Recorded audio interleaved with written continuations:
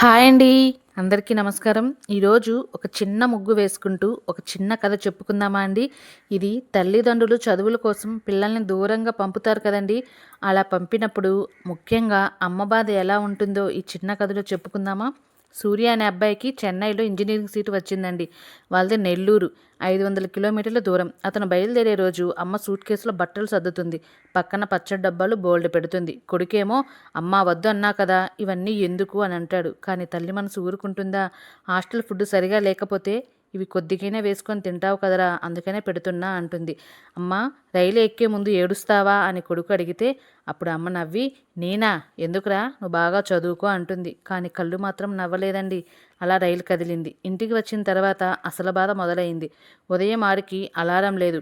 లేరా స్కూల్కి వెళ్ళాలి అని పిలిచే గొంతు లేదు. డైనింగ్ టేబుల్ దగ్గర ఒక కుర్చీ ఖాళీ. రాత్రి వంట చేసేటప్పుడు అమ్మా ఈరోజు ఏం కూర అని అడిగే కొడుకు గొంతు లేదు. మొదటి వారం రోజు ఫోన్ అండి. రెండో వారం 2 రోజులకు ఒకసారి. మూడో వారం వారానికి ఒకసారి. అదేమన్నంటే పరీక్షలు ఉన్నాయమ్మా అని అనడం. కానీ అమ్మ ఏమీ అందండి. సర్లేరా బాగా చదువుకో అంటుంది. కానీ ఫోన్ పెట్టేసిన తర్వాత కొడుకు ఫోటో తీసి గుండెలకు హత్తుకుంటుంది. పండగలు వస్తాయి. సూర్య రాలేనమ్మా అండం. అమ్మ పర్లేదులేరా అండం. అలా 6 నెలల తర్వాత సూర్య సెలవులకి ఇంటికి వచ్చాడండి. తలుపు తీయగానే అమ్మ గట్టిగా కౌగిలించుకుంది. ఏమీ మాట్లాడలేదు. రాత్రి అన్నం వడ్డిస్తూ ఇలా అంటుందండి.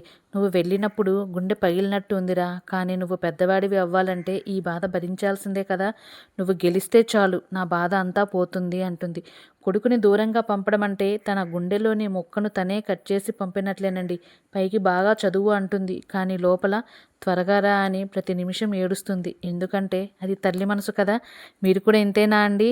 అంతే అయితే లైక్ చేసి, షేర్ చేసి, సబ్స్క్రైబ్ చేసుకోవచ్చు కదండీ.